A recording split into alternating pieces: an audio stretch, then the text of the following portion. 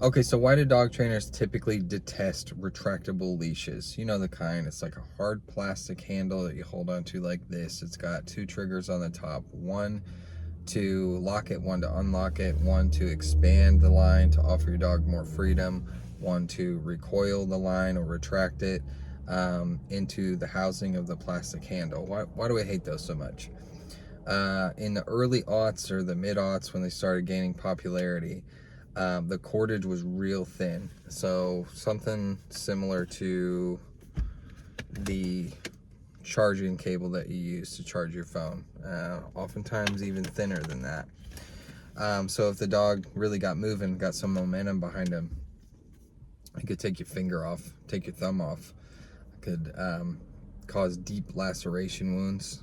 Your dog could flay your dog's skin, flay your skin, get wrapped around your arm, your leg, your dog's legs.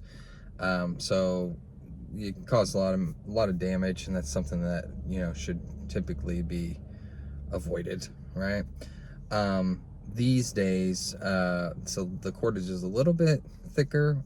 It tends to be flat. I've seen it referred to as, I've heard it referred to as tape, because it resembles tape when it comes off the roll. But it's not comparable to like a traditional leash, a leather leash, nylon leash, polyurethane leash, paracord leash, anything like that. It's not going to hold up like in comparison to that. I like to be able to theoretically hold my dog's leash in two places if I needed to.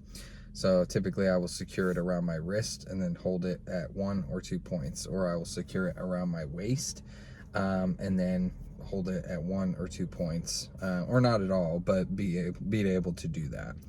And when I do this, I use a slip lead and I put it through the handle of the leash, instead of using a hands-free leash that you see people use for like jogging and stuff like that. And that's just a way that I have another fail-safe in place. But with retractable leashes, they don't offer this option. You only have this to hold on to. So if you were to attempt to hold on to the cordage, that's what you're doing is negligible there. Like, it's not effective. Let alone if and it can be dangerous. But let alone if your retractable leash becomes jammed, if your retractable leash breaks, your dog is out there 30 feet away or whatever it is, like an astronaut in space at the end of that line. And if you need to get your dog back to you, then you had better hope that you have a lightning quick recall, a really reliable, rock solid recall. Otherwise, like, that's going to cost you a really vital amount of time. Because seconds matter, fractions of seconds matter. All it takes is for your dog to take a couple steps this way, and they can walk out in the street and get hit by a car.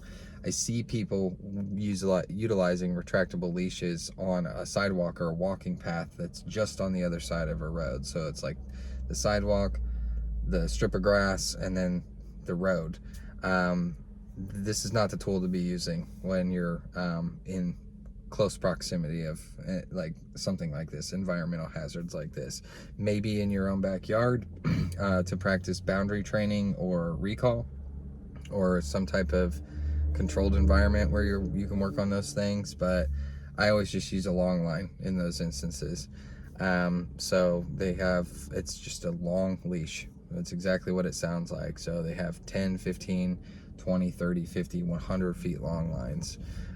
So I will use that like for trail walking, and I will provide the appropriate amount of slack depending on who and what is around, and then I will gather it up if I'm entering an area where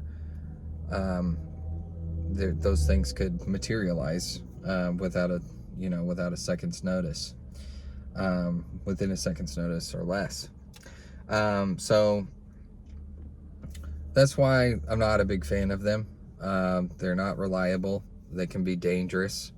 They don't offer the same security and fail safes as an actual leash. So those are my thoughts on the matter. And if you got through it, as usual, I appreciate you watching.